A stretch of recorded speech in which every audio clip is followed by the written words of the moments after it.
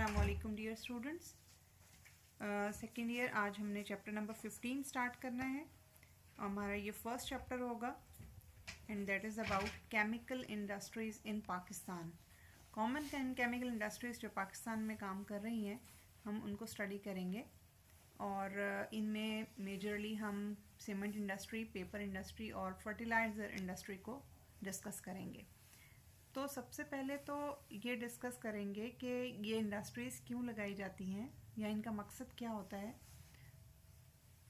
तो ये दरअसल नेचुरल सोर्सेज जो हम यूज़ करते हैं, ग्रोइंग पॉपुलेशन के साथ उनकी मिक़दार कम होती जाती है और हमारे लिविंग स्टैंडर्ड्स भी ऑल ओवर द वर्ल्ड बढ़ते जा रहे हैं। तो इस सिचुएशन में सारी नीड्स को सेटिस्फाई करने के लिए हमें वो मटेरियल्स जो एवरीडे लाइफ में यूज़फुल होते हैं, रिक्वायर्ड होते हैं, उनको बढ़ाने की, उनकी डिमांड पूरी करने की ज़रूरत होती है, इसलिए हम इंडस्ट्रीज़ लगाते हैं। दूसरा ये कि हम उन्हीं चीज़ों को जो नेचुरली मौजूद हैं आर्टिफिशियल स्केल पर तैयार करते हैं, again to cover the demands of the substance या प्रोडक्ट जो भी है। और या फिर हम क्या करते हैं, कुछ एडिशनल सप्लीमेंट्री मटेरियल्स तैयार करते हैं ये अपने लिविंग स्टैंडर्ड्स को बढ़ाने के लिए।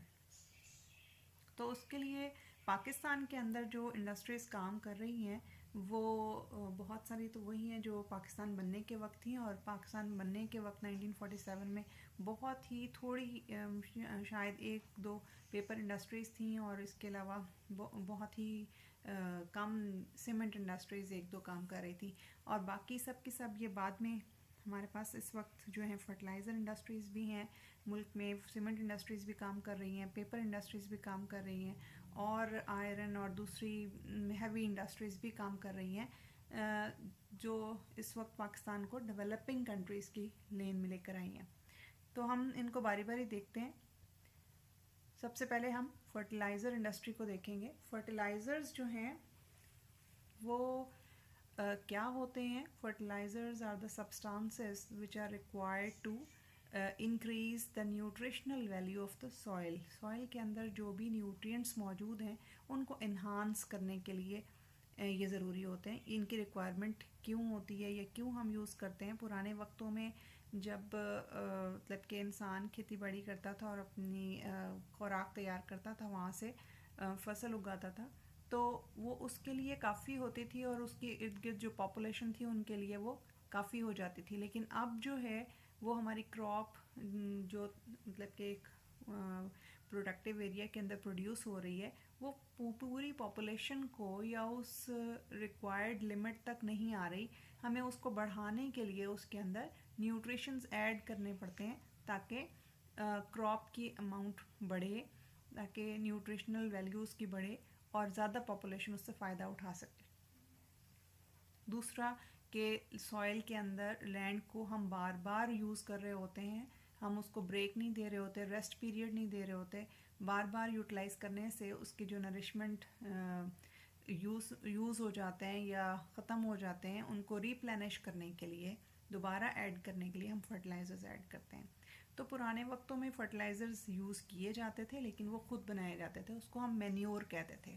ठीक है, तो मैन्योर क्या होता है ये शॉर्ट क्वेश्चन में भी पूछा जाता है। A manure is an organic material used to fertilise land and it usually consist of faeces and urine of domestic life stock. ठीक है, फीसेस का मतलब होता है जो कि वेस्ट मटेरियल होते हैं एनिमल्स का, और यूरिन जो है उनको यूज़ करके जो ऑर्गेनिक मटेरियल तैयार किया जाता था। आपने गांव में आजकल भी हो सकता है देखा हो, पाथियाँ वगैरह बना रहे होते हैं, तो दैट इज़ मैन्योर। ठीक है, उसको हम यूज़ करते हैं खेतों के अंदर अपने प्रोडक्टिविटी को बढ़ाने के लिए। ये मैन्योर जो है या दूसरे जो आजकल हम फर्टिलाइज़र्स यूज़ कर रहे हैं, ये सब चीज़ें क्या प्रोवाइड कर रही हैं सॉइल को? जो केमिस्ट्री की ज़बान में अब हम देखेंगे उसको कि कौन से एलिमेंट्स ऐसे हैं जो ये प्रोवाइड कर रहे हैं। तो एक्चुअली मेन जो 3 एलिमेंट्स हैं, नाइट्रोजन, फॉस्फोरस और पोटाशियम, वो सबसे इम्पॉर्टेंट न्यूट्रिशनल वैल्यू रखते हैं और सबसे ज़्यादा इम्पॉर्टेंट है प्लांट ग्रोथ के लिए। ठीक है, तो वो ये प्रोवाइड कर रहे होते हैं। इनके अलावा थोड़े और एलिमेंट्स हैं जाकि लाइक सल्फ़र है, मैग्नीशियम है, कैल्शियम वगैरह, वो भी ये प्रोवाइड कर रहे होते हैं, लेकिन उनकी अमाउंट कम होती है और उनकी इम्पॉर्टेंस भी सेकेंडरी लेवल पे होती है। ठीक है। उसके बाद अब हमें फर्टिलाइज़र्स की डेफिनेशन भी आपसे पूछ ली जाती है शॉर्ट क्वेश्चन में, तो फर्टिलाइज़र की डेफिनेशन, साथ में आपसे बाज़ औक़ात ये सवाल आता है what are fertilizers, why they are needed. ठीक है, तो इसका आंसर आप ये पैराग्राफ लिखेंगे, मैंने हाईलाइट भी किया हुआ है। ठीक है, fertilizers are the substances added to the soil to make up the deficiency of essential elements like nitrogen, phosphorus and potassium, NPK। N stands for nitrogen, P stands for phosphorus and K stands for potassium। ठीक है, required for the proper growth of the plants। और अब इनकी need क्यों है? Fertilisers enhance the natural fertility of the soil और replenish the chemical elements taken up from the soil by the previous crops. अब इसके अंदर आपने खुद ऐड करना है यहाँ पर एग्जाम्पल्स को। ठीक है, कि फॉर एग्जाम्पल कौन से फर्टिलाइजर्स हम ऐड कर सकते हैं? Urea, KNO3, manure etcetera. इसमें आप अमोनियम फॉस्फेट वगैरह और भी लिख सकते हैं जितने भी चाहें। तो ये फर्टिलाइजर्स हो गए। उसके बाद आपने उस नेक्स्ट टॉपिक इसमें अंदर छोटा सा है elements essential for plant growth. Plants के लिए जो ग्रोथ के लिए जो सबसे इम्पॉर्टेंट एलिमेंट्स हैं, हम उनको दो ग्रुप्स में डिवाइड करते हैं, माइक्रो न्यूट्रिएंट्स और मैक्रो न्यूट्रिएंट्स। ठीक है, कि एक प्लांट जो हेल्दी होगा कुछ अमाउंट कम रिक्वायर्ड में ज़रूरी होते हैं लेकिन होते बहुत ज़रूरी हैं, और इसी तरह कुछ अमाउंट्स ज़्यादा अमाउंट में ज़रूरी होते हैं लेकिन मतलब कि वो भी इम्पोर्टेंस उतनी ही रखते हैं। तो हम जो कम अमाउंट में रिक्वायर्ड होते हैं उनको माइक्रो न्यूट्रिएंट्स कह देते हैं, और जो ज़्यादा अमाउंट में रिक्वायर्ड होते हैं उनको मैक्रो न्यूट्रिएंट्स कहा जाता है। माइक्रो न्यूट्रिएंट्स या ट्रेस एलिमेंट्स, ये क्या होते हैं? The nutrients which are required in a very small amount for the growth of plant are called micro nutrients. अब कौन कौन से माइक्रो न्यूट्रिएंट्स हैं? Boron, copper, iron, manganese, zinc, molybdenum and chlorine. ठीक है, नेक्स्ट जो है इसमें आपने देखना है कि इनकी अमाउंट कितनी रिक्वायर्ड होती है। तो इनकी बहुत थोड़ी अमाउंट रिक्वायर्ड होती है हेल्दी प्लांट ग्रोथ के लिए, और अगर इनको ज़्यादा अमाउंट आप ऐड कर दें तो ये पॉइजनस हो सकती है, प्लांट्स को डैमेज कर सकती है। आमतौर पर इनकी अमाउंट जो रिक्वायर्ड होती है 6 ग्राम से लेकर 200 ग्राम्स पर एकड़ रिक्वायर होती है। फिर मैक्रोन्यूट्रिएंट्स आ जाते हैं। The nutrients which are required in large amount for the growth of plants are called macronutrients. अब कौन से न्यूट्रिएंट्स को मैक्रोन्यूट्रिएंट्स कहा जाता है? Nitrogen, phosphorus, potassium, calcium, magnesium, sulphur, carbon, hydrogen and oxygen. इनकी अमाउंट जो रिक्वायर्ड होती है हमें वो 5 kg टू 200 kg पर एकड़ होती है। ठीक है, तो स्टूडेंट्स इसके अंदर आपको शॉर्ट क्वेश्चन जो आता है वो डेफिनेशन की सूरत में भी आ सकता है और डिफ्रेंशिएशन की सूरत में भी आ सकता है, differentiate between micro nutrients and macro nutrients. तो पहले पॉइंट में आप दोनों की डेफिनेशन लिखेंगे, दूसरे पॉइंट में आप दोनों के एलिमेंट्स लिखेंगे कि माइक्रो में कौन से एलिमेंट्स हैं और मैक्रो में कौन से एलिमेंट्स हैं। ठीक है, और थर्ड नंबर पे आप इनकी अमाउंट लिखेंगे, कितनी अमाउंट चाहिए। माइक्रो जो हैं वो 6 ग्राम से 200 ग्राम पर एकड़ चाहिए होते हैं, जबकि मैक्रो न्यूट्रिएंट्स 5 kg से 200 kg पर एकड़ चाहिए होते हैं। ठीक है, तो ये आपका शॉर्ट क्वेश्चन एक और कंप्लीट हो जाएगा यहाँ पे। फिर रिक्वायरमेंट ऑफ अ फर्टिलाइज़र क्यों रिक्वायर्ड होते हैं, तो इसमें 2-3 बातें आ जाती हैं। ठीक है, कि एक तो रिक्वायरमेंट क्या होती है फर्टिलाइज़र की, कि उसके लिए ज़रूरी है जो कोई फर्टिलाइज़र तैयार किया जाए कि वो ऐसे उसमें जो एलिमेंट्स मौजूद हैं उस कंपाउंड के अंदर वो सारे वाटर सॉल्युबल हों, ताकि जैसे ही पौधों को पानी दिया जाए वो जो आपने फर्टिलाइज़र ऐड किया है उसके सारे वो एलिमेंट्स जो हैं वो प्लांट्स टेकअप कर सकें और यूटिलाइज़ कर सकें। दूसरी बात कि कंपाउंड्स जो कि फर्टिलाइज़र के अंदर मौजूद होंगे वो स्टेबल फॉर्म में होने चाहिए, कि वो सॉइल में भी स्टेबल रहें और अगर उनको स्टोर किया जाए तब भी वो स्टेबल रहें, यानी कि वो ढेले ना बने, नमी को एब्जॉर्ब ना करते हों। ठीक है, या फिर वो सख्त ना हो जाए, वक्त के साथ पड़ा हुआ केक ना बन जाए, स्टोनी मैस ना बन जाए। ठीक है, और तीसरी बात कि वो चीप होने चाहिए। ठीक है, कि उनको बनाना आसान होना चाहिए और यानी कि इंडस्ट्री उनकी आसानी से लग सके और किसान को भी आसानी से मिल सके, यानी चीपर होने चाहिए, सस्ते होने चाहिए। ठीक है, रॉ मटेरियल अगर सस्ता होगा उनका या फिर एलिमेंट्स ऐसे होंगे जो इजीली अवेलेबल हैं तो फिर वो और मतलब के ज़ाहिर है चीप भी हो जाएंगे, इजी हो जाएंगे अवेलेबिलिटी उनकी। अच्छा, अब इसमें शॉर्ट क्वेश्चन जो आता है वो ये आता है what are the good qualities of fertilizer. Good fertilizer की क्या क्वालिटीज़ होती हैं, या फिर essential qualities of a good fertiliser.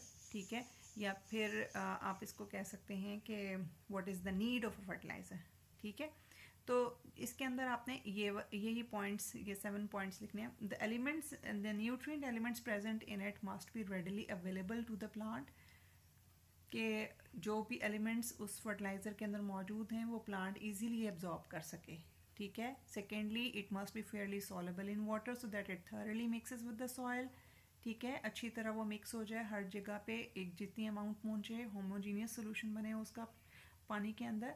तो तीसरी बात कि वो इंजरस नहीं होना चाहिए, नुकसानदेह नहीं होना चाहिए प्लांट के लिए, कि अगर खुदा न खास्ता कहीं पे कुछ ज़्यादा अमाउंट चली गई है प्लांट के अंदर तो वहाँ वो उसको नुकसान पहुँचाए, ठीक है। तो फोर्थ नंबर पे है कि इट शुड बी चीप, वो इजीली अवेलेबल होना चाहिए किसान को, या जो उसे यूज़ कर रहा है वो सस्ता होना चाहिए। फिफ्थ के वो स्टेबल होना चाहिए, कि अगर लंबे अरसे तक वो पड़ा रहे तो मतलब कि वो या तो दूसरे किसी कंपाउंड में कन्वर्ट ना हो जाए, ऑक्सीडेशन ना हो जाए उसकी, या कुछ ऐसा प्रोसेस ना हो जाए, या फिर हमने जो पहले देखा कि वो केक ना बन जाए या उसका यूटिलाइजेशन ही पॉसिबल ना हो, वो इतना सख्त हो जाए या कुछ ऐसे चीज़ में कन्वर्ट हो जाए, ठीक है। तो 6 नंबर पे है it should not alter the pH of the soil, कि सॉइल की पीएच को ना चेंज करे, ठीक है।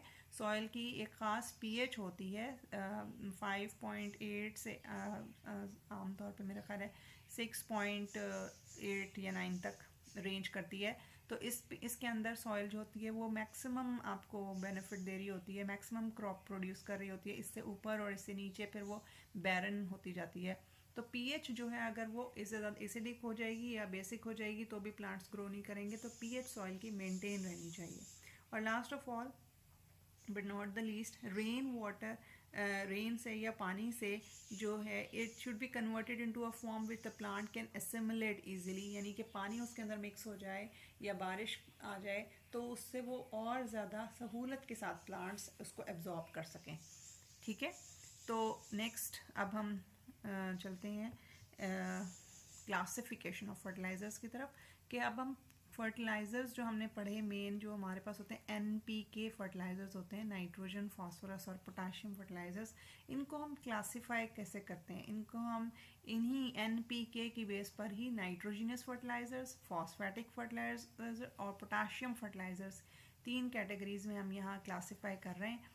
वैसे ये क्लासिफिकेशन जो है फर्टिलाइज़र्स की आपको बता दूं कि और बहुत सारी बेसिस पर, ये नेचर ऑफ एलिमेंट्स की बेस पर क्लासिफाई किया गया है, लेकिन इसके अलावा भी हम इनको nature of their physical state की बेस पर हम इनको क्लासिफाई कर लेते हैं। यानी सॉलिड फर्टिलाइजर्स होते हैं, कुछ स्प्रे फॉर्म में होते हैं, कुछ क्रिस्टलाइन फॉर्म में होते हैं, ठीक है।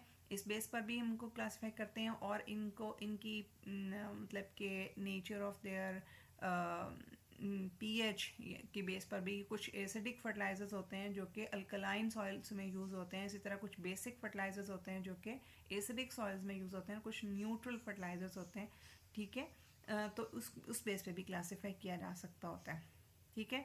फिर इनकी इंपॉर्टेंस की बेस पर भी कि मिक्स्ड फर्टिलाइज़र है या फिर सिंपल फर्टिलाइज़र है, इस तरह भी हम इनको क्लासीफाई कर लेते हैं। 2 एलिमेंट्स पे मुश्तमिल फर्टिलाइज़र है या फिर मतलब कि जो मिक्स्ड फर्टिलाइज़र होते हैं उनमें कुछ में होते हैं कि सिर्फ मैक्रो न्यूट्रिएंट्स मिक्स होते हैं, कुछ में माइक्रो और मैक्रो सब मिक्स होते हैं, ठीक है। तो इस बेस पर भी क्लासिफिकेशन होती है। तो आपने जो क्लासिफिकेशन यहाँ पे हमने इस बुक में पढ़नी है वो इनके एलिमेंट्स की बेस पर है, ठीक है, नेचर ऑफ एलिमेंट्स की बेस पर।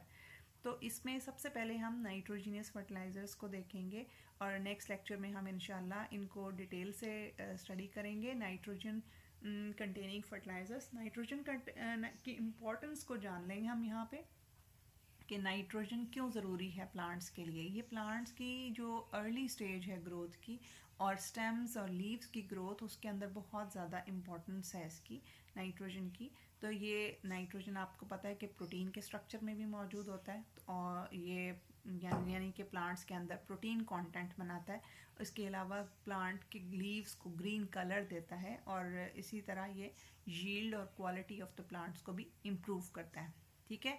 नाइट्रोजन फर्टिलाइजर्स में जो फर्टिलाइजर्स आएंगे वो उनमें से कुछ यहाँ पे मेंशन है। Ammonium sulphate, calcium ammonium sulphate, basic calcium nitrate, calcium cyanamide, ammonia, ammonium nitrate, ammonium phosphate, ammonium chloride and urea.